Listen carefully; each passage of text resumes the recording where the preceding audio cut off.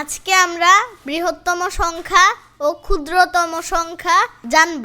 এক অঙ্কের বৃহত্তম সংখ্যা।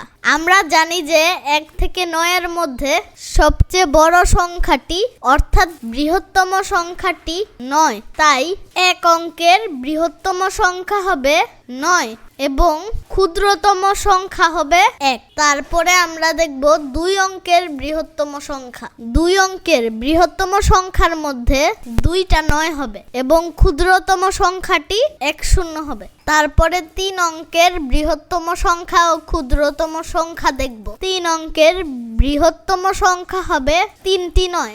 3 অঙ্কের ক্ষুদ্রতম সংখ্যা হবে 1 দিয়ে 2টি 0। এখন আমরা দেখব 4 অঙ্কের বৃহত্তম সংখ্যা ও ক্ষুদ্রতম সংখ্যা। 4 অঙ্কের বৃহত্তম সংখ্যা হবে 4টি 9 এবং ক্ষুদ্রতম সংখ্যা হবে 1-এর পরে 3টি 0।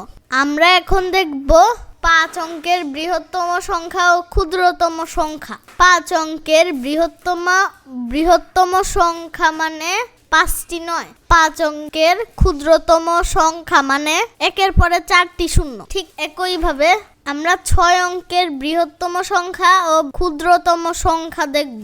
6 অঙ্কের বৃহত্তম সংখ্যা মানে 6টি 9 এবং ক্ষুদ্রতম সংখ্যা মানে 1-এর পরে 5টি 0। আশা করি ভিডিওটি ভালো লেগেছে। এরকম আরো ভিডিও পেতে চাইলে আমাদের চ্যানেলটি সাবস্ক্রাইব করে রাখুন। ধন্যবাদ।